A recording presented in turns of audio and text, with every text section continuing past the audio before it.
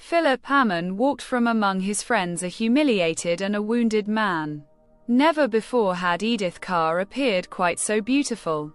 All evening she had treated him with unusual consideration. Never had he loved her so deeply. Then in a few seconds everything was different. Seeing the change in her face, and hearing her meaningless accusations, killed something in his heart. Warmth went out and a cold weight took its place. But even after that, he had offered the ring to her again, and asked her before others to reconsider. The answer had been further insult. He walked, paying no heed to where he went. He had traversed many miles when he became aware that his feet had chosen familiar streets. He was passing his home. Dawn was near, but the first floor was lighted. He staggered up the steps and was instantly admitted. The library door stood open, while his father sat with a book pretending to read. At Philip's entrance, the father scarcely glanced up. "Come on," he called. "I have just told Banks to bring me a cup of coffee before I turn in. Have one with me." Philip sat beside the table and leaned his head on his hands. But he drank a cup of steaming coffee and felt better. "Father," he said. "Father, may I talk with you a little while?" "Of course," answered Mr. Ammon. "I am not at all tired. I think I must have been waiting in the hope that you would come. I want no one's version of this but yours. Tell me the straight of the thing, Phil." Philip told all he knew, while his father sat in deep thought. "On my life, I can't see any occasion for such a display of temper, Phil. It passed all bounds of reason and breeding.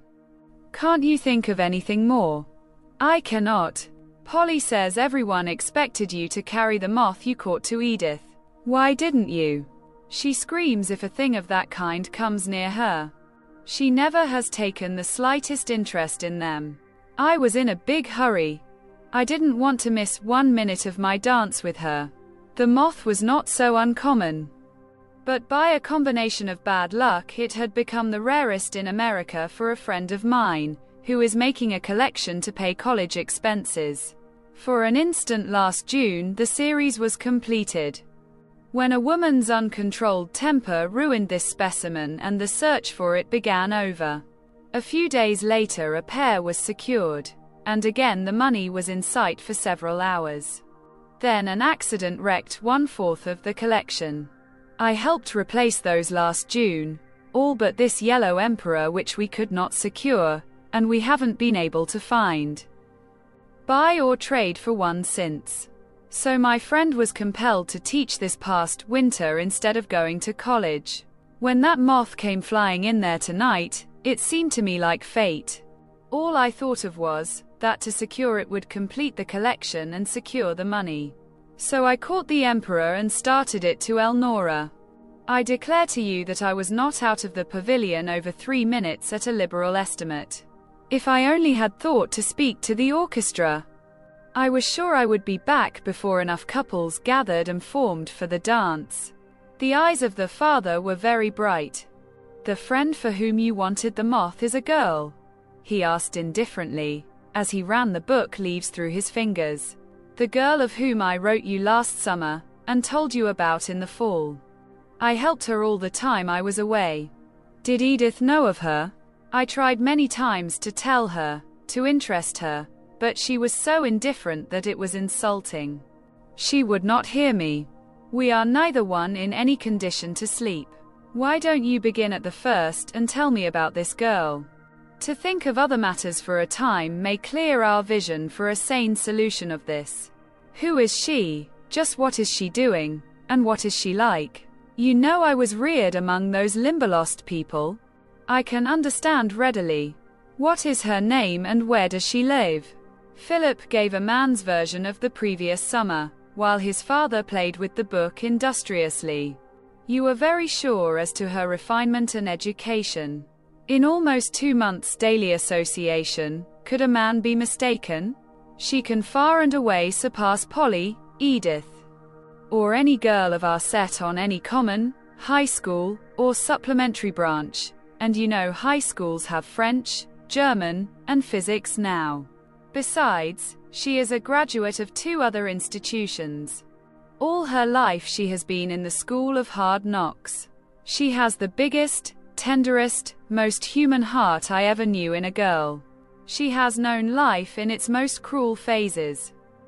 And instead of hardening her, it has set her trying to save other people suffering. Then this nature position of which I told you, she graduated in the School of the Woods, before she secured that. The bird woman, whose work you know, helped her there. Elnora knows more interesting things in a minute than any other girl I ever met knew in an hour. Provided you are a person who cares to understand plant and animal life. The book leaves slid rapidly through his fingers as the father drawled, "What sort of looking girl is she?" "Tall as Edith. A little heavier, pink, even complexion, wide open blue-gray eyes with heavy black brows, and lashes so long they touch her cheeks. She has a rope of waving, shining hair that makes a real crown on her head, and it appears almost red in the light. She is as handsome as any fair woman I ever saw, but she doesn't know it. Every time anyone pays her a compliment, her mother, who is a caution, discovers that, for some reason, the girl is a fright. So she has no appreciation of her looks. And you were in daily association 2 months with a girl like that. How about it, Phil? If you mean, did I trifle with her? No, cried Philip hotly. I told her the second time I met her all about Edith. Almost every day I wrote to Edith in her presence. Elnora gathered violets and made a fancy basket to put them in for Edith's birthday. I started to err in too open admiration for Elnora, but her mother brought me up with a whirl I never forgot. 50 times a day in the swamps and forests Elnora made a perfect picture. But I neither looked nor said anything. I never met any girl so downright noble in bearing and actions. I never hated anything as I hated leaving her, for we were dear friends. Like 2 wholly congenial men. Her mother was almost always with us. She knew how much I admired Elnora, but so long as I concealed it from the girl, the mother did not care. Yet you left such a girl and came back wholehearted to Edith Carr. Surely, you know how it has been with me about Edith all my life. Yet the girl you picture is far her superior to an unprejudiced person. When thinking what a man would require in a wife to be happy, I never have thought what I would require to be happy. I only thought whether I could make Edith happy. I have been an idiot. What I've borne you'll never know. Tonight is only one of many outbursts like that, in varying and lesser degrees. Phil, I love you. When you say you have thought only of Edith, I happen to know that it is true. You are my only son, and I have had a right to watch you closely. I believe you utterly. Anyone who cares for you as I do, and has had my years of experience in this world over yours, knows that in some ways, tonight would be a blessed release, if you could take it, but you cannot. Go to bed now, and rest. Tomorrow, go back to her and fix it up. You heard what I said when I left her. I said it because something in my heart died a minute before that, and I realized that it was my love for Edith Carr. Never again will I voluntarily face such a scene. If she can act like that at a ball, before hundreds, over a thing of which I thought nothing at all, she would go into actual physical fits and spasms. Over some of the household crises I've seen the mater meet with a smile. Sir, it is truth that I have thought only of her up to the present. Now, I will admit I am thinking about myself. Father, did you see her? Life is too short, and it can be too sweet, to throw it away in a battle with an unrestrained woman. I am no fighter, where a girl is concerned, anyway. I respect and love her, or I do nothing. Never again is either respect or love possible between me and Edith Carr. Whenever I think of her in the future, I will see her as she was tonight. But I can't face the crowd just yet. Could you spare me a few days? It is only 10 days until you were to go north for the summer. Go now. I don't want to go north. I don't want to meet people I know. There. The story would precede me. I do not need pitying glances or rough condolences. I wonder if I could not hide at Uncle Ed's in Wisconsin for a while. The book closed suddenly. The father leaned across the table and looked into the son's eyes. Phil, are you sure of what you just have said? Perfectly sure. Do you think you are in any condition to decide tonight? Death cannot return to life, Father. My love for Edith Carr is dead. I hope never to see her again. If I thought you could be certain so soon. But, come to think of it, you are very like me in many ways. I am with you in this. Public scenes and disgraces I would not endure. It would be over with me, were I in your position, that I know. It is done for all time, said Philip Ammon. Let us not speak of it further, then. Phil, the father leaned closer and looked at the son tenderly. Phil, why don't you go to the Limberlost? Father, why not? No one can comfort a hurt heart like a tender woman, and, Phil, have you ever stopped to think that you may have a duty in the Limberlost, if you are free? I don't know. I only suggest it. But, for a country schoolgirl, unaccustomed to men, 2 months with a man like you might well awaken feelings of which you do not think. Because you were safeguarded is no sign the girl was.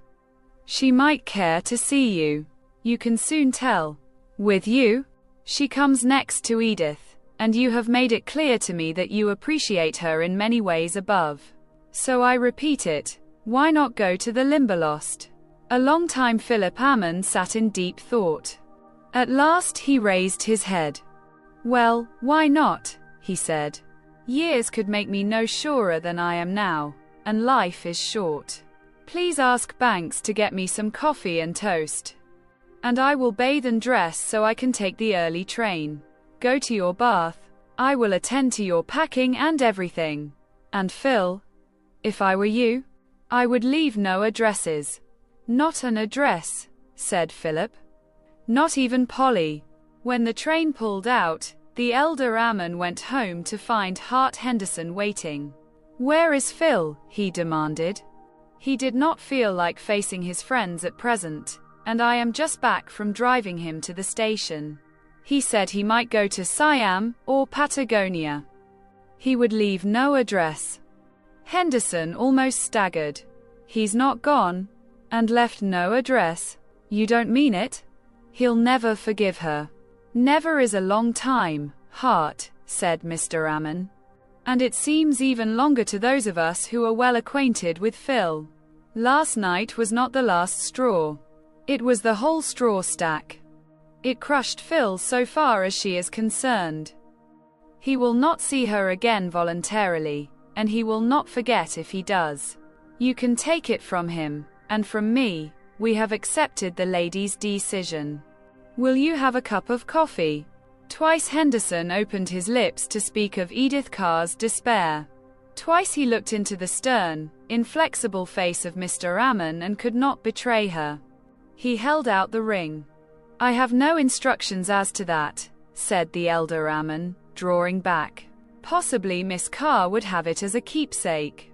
I am sure not, said Henderson curtly. Then suppose you return it to Peacock. I will phone him. He will give you the price of it, and you might add it to the Children's Fresh Air Fund. We would be obliged if you would do that. No one here cares to handle the object. As you choose, said Henderson. Good morning. Then he went to his home, but he could not think of sleep. He ordered breakfast, but he could not eat. He paced the library for a time, but it was too small. Going on the streets he walked until exhausted, then he called a hansom and was driven to his club. He had thought himself familiar with every depth of suffering. That night had taught him that what he felt for himself was not to be compared with the anguish which wrung his heart over the agony of Edith Carr. He tried to blame Philip Ammon. But being an honest man, Henderson knew that was unjust. The fault lay wholly with her, but that only made it harder for him, as he realized it would in time for her. As he sauntered into the room, an attendant hurried to him.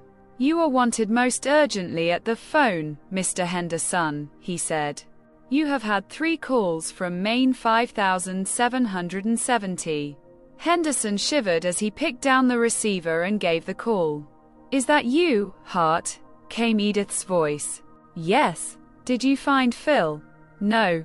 "Did you try?" "Yes. As soon as I left you, I went straight there." "Wasn't he home yet?" "He has been home and gone again." "Gone?" The cry tore Henderson's heart. "Shall I come and tell you, Edith?" "No. Tell me now." "When I reached the house, Banks said Mr. Ammon and Phil were out in the motor, so I waited. Mr. Ammon came back soon." "Edith. Are you alone?" "Yes." "Go on. Call your maid." "I can't tell you until someone is with you." "Tell me instantly." "Edith." He said he had been to the station. He said Phil had started to Siam or Patagonia. He didn't know which, and left no address. He said, distinctly. Henderson heard her fall. He set the buzzer ringing, and in a few seconds heard voices. So he knew she had been found.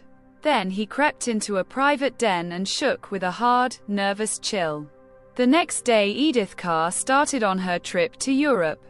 Henderson felt certain she hoped to meet Philip there.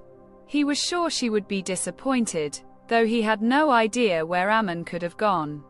But after much thought he decided he would see Edith soonest by remaining at home, so he spent the summer in Chicago.